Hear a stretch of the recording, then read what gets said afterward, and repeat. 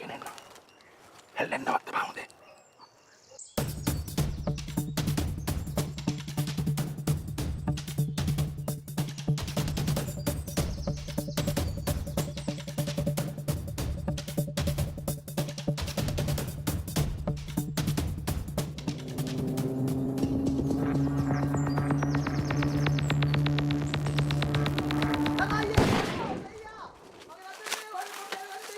ලගායේ දෙයියෝ වරින් දෙයියෝ මගේ අම්මා.